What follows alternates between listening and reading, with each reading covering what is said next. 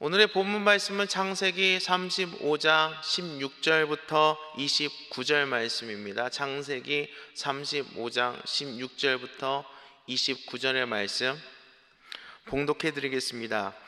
그들이 베들에서 길을 떠나 에브랏에 이르기까지 얼마간 거리를 둔 곳에서 라헬이 해산하게 되어 심히 고생하여 그가 난산할 즈음에 산파가 그에게 이르되 두려워하지 말라, 지금 내가 또 등남하느니라 하매, 그가 죽게 되어 그의 혼이 떠나려 할 때에 아들의 이름을 베논이라 불렀으나 그의 아버지는 그를 베냐민이라 불렀더라.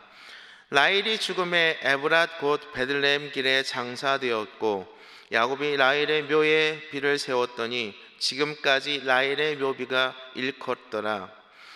이스라엘이 다시 길을 떠나 에델 망대를 지나 장막을 쳤더라. 이스라엘이 그 땅에 거주할 때에 르우벤이 가서 그 아버지의 첩 비라와 동침하매 이스라엘이 이를 들었더라. 야곱의 아들은 12이라.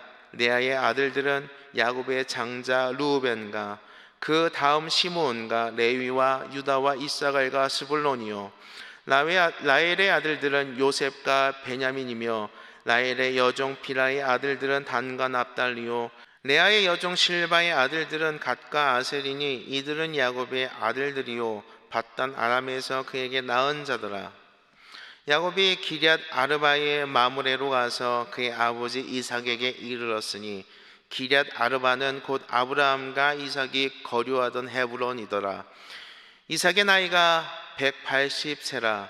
이삭이 나이가 많고 늙어 기운이 다음에 죽어 자기 열조에게로 돌아가니 그의 아들 에서와 야곱이 그를 장사하였더라. 오늘의 말씀의 제목은 입술의 열매, 입술의 열매라는 말씀의 제목으로 함께 은혜 나누도록 하겠습니다. 많은 것을 가졌지만 자린 고비와 같이 누리지 못하는 사람이 있는가 하면 반면에 종이 박스를 모아 학교를 섬기는 가진 것은 많지 않지만 그것을 누릴 줄 아는 이들이 있습니다. 오늘 본문은 남편에게 많은 사랑을 받았지만 그것을 다 누리지 못했던 라헬의 모습을 기록하고 있습니다. 힘겹게 아들을 낳으며 내뱉은 그녀의 말은 베논이 슬픔의 아들이었습니다. 우리는 여기서 끝까지 자기 자신을 향했던 욕심 가득한 그녀의 마음을 엿보게 됩니다. 하지만 야곱의 해석은 달랐습니다. 그는 아들을 베냐민, 오른손의 아들이라 부릅니다. 훗날에 베냐민의 자손은 그 이름처럼 사울과 같은 용맹스러운 사울들을 배출하게 됩니다. 우리의 입술에는 권세가 있습니다. 반드시 열매를 맺게 되는 것입니다. 여러분은 어떠한 열매를 맺기를 원하십니까? 위기의 순간에 하나님이 야곱을 다시 베들로 부르셨습니다. 그곳에서 하나님은 야곱을 다시 한번 만나주시고 그에게 약속의 말씀을 주셨습니다. 9절에서 12절 말씀 제가 읽어드리겠습니다.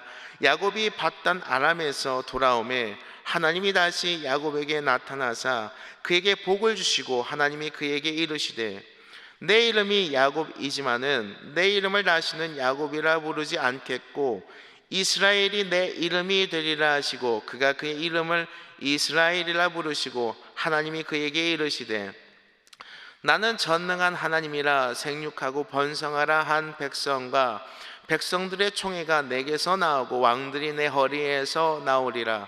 내가 아브라함과 이삭에게 준 땅을 내게 주고 내가 내 후손에게도 그 땅을 주리라 하시고, 하나님께서 그에게 복을 주시고 더 이상 교활하고 약삭빠른 야곱이 아닌 이스라엘이라는 새 이름으로 불러주셨습니다. 하나님과 겨루어 이긴 자, 더 정확하게는 하나님과 더불어 힘을 얻어 강하게 된 자라는 새 이름을 받은 것입니다. 또한 너를 통해 자손이 번성하게 되리라. 아브라함과 이삭에게 약속으로 준 가나안 땅을 너와 내 후손에게 주리라 말씀하신 것입니다. 가나안 땅으로 돌아온 야곱에게 하나님의 이렇게 약속의 말씀을 주셨다면 이제 야곱의 인생은 고생 끝이요 행복 시작이라 할 수 있지 않겠습니까? 그렇지만 오늘 본문의 말씀에 야곱에게 크게 세 가지의 어려움이 닥치게 되는데요, 함께 살펴보도록 하겠습니다. 첫 번째 어려움은 살아가던 아내와의 사별입니다. 오늘 본문 16절에서 18절에는 예상치 못한 어려움이 야곱에게 찾아옵니다. 그들이 베델에서 길을 떠나 에브랏에 이르기까지 얼마간 거리를 둔 곳에서 라헬이 해산하게 되어 심히 고생하여 그가 난산할 즈음에 산파가 그에게 이르되 두려워하지 마라. 지금 내가 또 등남하느니라 하매 그가 죽게 되어 그의 혼이 떠나려 할 때에 아들의 이름을 베논이라 불렀으나 그의 아버지는 그를 베냐민이라 불렀더라. 그가 사랑하는 아내 라헬이 먼저 세상을 떠나게 됩니다. 라헬은 야곱이 사랑했던 아내입니다. 지극히 사랑했던 아내 라헬과 함께 고향 땅으로 돌아오게 된 시점이라면 얼마나 새로운 삶에 대한 기대하는 마음이 있었지 않겠습니까? 이때 라헬이 베냐민을 출산하던 중에 사망하는 사건이 발생하였습니다. 또 두 번째 어려움은 아들 르우벤의 탈선입니다. 고향 땅으로 돌아온 그에게 사랑하는 아내의 죽음은 받아들이기 쉽지 않았을 텐데요. 그러나 그것이 전부가 아니었습니다. 22절 말씀에 이스라엘이 그 땅에 거주할 때에 르우벤이 가서 그 아버지의 첫 빌하와 동침함에 이스라엘이 이를 들었더라. 라헬의 몸종 출신으로 르우벤의 배다른 동생 단과 납달리의 친어머니인 빌하를 장남 르우벤이 범하였습니다. 가족사에서는 있어서는 안 될 일들이 일어난 것인데요. 고향으로 돌아온 야곱의 가족에게 르우벤이 행한 일은 마른 하늘의 날벼락 같은 충격과 큰 상처를 야곱에게 안겨주었던 것이었습니다. 세 번째 어려움은 아버지 이삭의 죽음이었습니다. 이제 야곱이 고향 땅으로 돌아왔습니다. 그렇다면 제일 먼저 누구를 찾아가야겠습니까? 제일 먼저 부모님을 찾아뵙는 것이 순서일 것입니다. 20년 동안 뵙지 못하던 아버지를 찾아뵙습니다. 27절에서 29절 말씀입니다. 야곱이 기럇 아르바의 마므레로 가서 그의 아버지 이삭에게 이르렀으니 기럇 아르바는 그 아브라함과 이삭이 거류하던 헤브론이더라.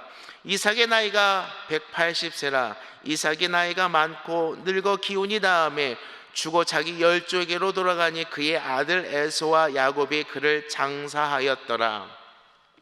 20년이 지나서야 아들을 만나게 되는 아버지 이삭의 기쁨이 얼마나 컸겠으며 야곱이 아버지 이삭을 만난 제의 기쁨과 아버지에 대한 죄송한 마음이 얼마나 컸겠습니까? 그런데 오늘 본문의 말씀에 아버지 이삭과의 제의 기쁨이 전혀 표현되고 있지 않다라는 것입니다.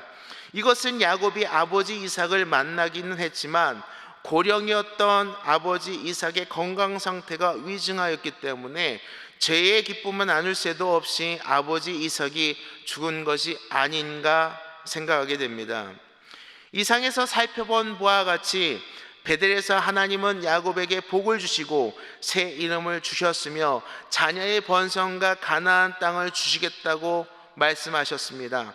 그러나 그러한 약속을 받았음에도 불구하고 야곱은 계속되는 아픔을 계속 겪게 되었습니다. 아내를 잃었습니다. 장남 르우벤은 야곱의 첫 빌하를 범하였습니다. 아버지를 잃었습니다. 우리는 그렇게 생각할 수 있을 것 같습니다. 이것이 하나님으로부터 복을 받은 사람의 삶이 맞습니까? 하나님으로부터 새 이름을 부여받은 사람의 삶이 맞습니까? 하나님의 복을 받고 자녀의 번성과 땅에 복을 받은 사람의 삶이 맞습니까? 오늘 본문은 우리에게 야곱의 삶에 있는 아픔과 고통을 적나라하게 보여준다는 사실입니다. 어쩌면 하나님의 약속은 현실과는 거리가 멀게 보이고 아픔과 고통이 여전히 야곱의 삶에 실제하고 있습니다. 이것이 당시 사람들의 눈에 보이는 현실이었습니다. 그러나 하나님의 약속은 야곱의 일생을 통해 반드시 성취되어져 가고 있었습니다.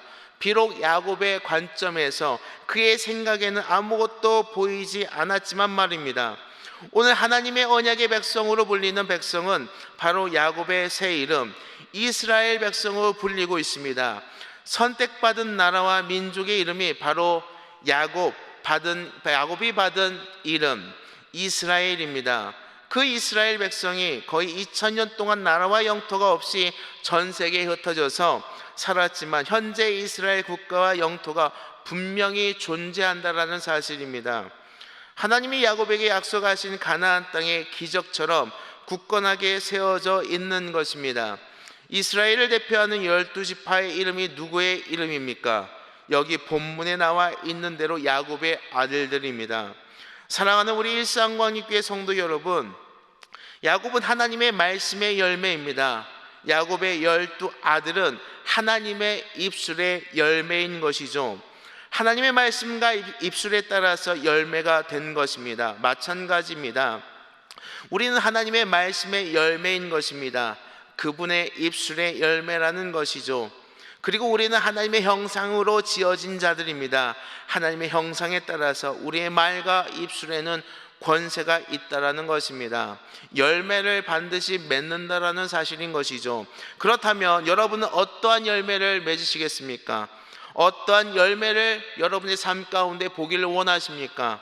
가장 좋은 열매는 하나님의 말씀에서 나오는 열매일 것입니다. 하나님의 말씀을 입에 두어 열매를 맺으시는 저와 여러분 되시기를 주님의 이름으로 축원합니다. 우리 다 같이 기도하시겠습니다. 주님, 우리는 주님의 입술의 열매입니다. 우리는 주님의 말씀의 열매입니다. 더 나아가서 우리 입에 놀라운 주님의 권세와 능력을 두셨습니다. 열매를 맺는 능력과 권세를 우리 가운데 주셨습니다. 너희가 열매를 많이 맺으면 내 아버지께서 영광을 받으실 것이요 너희는 내 제자가 되리라 말씀하신 주님, 우리의 마음에 선함을 주시옵소서, 온유한 마음을 주시옵소서. 그리하여서 아름다운 입술의 열매를 맺게 하셔서 하나님께 영광 돌리게 하시고 예수님의 제자가 되는 삶을 살게 하여 주시옵소서. 그렇게 하실 주님을 기대하며 예수님의 이름으로 기도합니다. 아멘.